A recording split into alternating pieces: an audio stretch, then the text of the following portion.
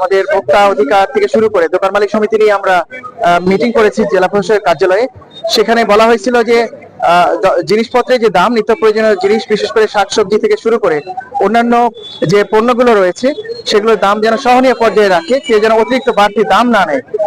তো আমরা মূলত সেই মিটিং এর সিদ্ধান্তের পরিপ্রেক্ষিতে আজকে আমরা বাজার মনিটর করতে এসেছি। আমরা দেখতে আসছিলাম যে এখানে কোনো অতিরিক্ত দাম নেওয়া হচ্ছে কিনা।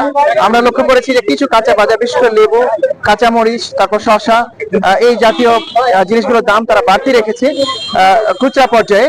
তাদেরকে আমরা জিজ্ঞাসা করেছি যে তারা দাম বাড়তি রেখেছেন এবং দামটা কোথায় পেয়েছেন, তারা আমাদেরকে কোনো রিসিট দেখাতে পারেনি। আমরা ভোক্তা অধিকার এবং কৃষি বিপণন যে অফিসার আছে তাদেরকে ব্যবস্থা নিতে বলেছি। আমরা আরেকটা জিনিস লক্ষ্য করেছি যে বাজারে মাংসের ক্ষেত্রে, বিশেষ করে ব্রয়লারের ক্ষেত্রে আমরা গত 2 দিনে 180 টাকা করে কেজি ছিল, সেটি আজকে 200 টাকা কেজি নিচ্ছে। এবং আমরা তাদের রিসিট দেখতে পেয়েছি যে সেটি 180 টাকায় যৌক্তিক ছিল, কিন্তু তারা অনেক বেশি নিয়েছে।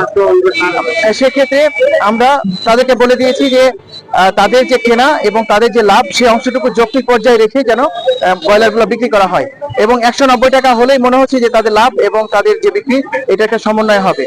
আমরা আশা করছি যে এটা বাজার তদারকি অব্যাহত থাকবে এবং আমাদের যে দোকান মালিক সমিতি এবং অন্যান্য যারা স্টেক হোল্ডার রয়েছে তাদের সাথে আমরা আবার বসবো যে তারা কেন এটা এই স্লিপবিহীন নিয়ে আসছে এবং তারা আমাদের অন্যান্য বাজারের কথা বলছে যে তারা স্লিপ দিচ্ছে না।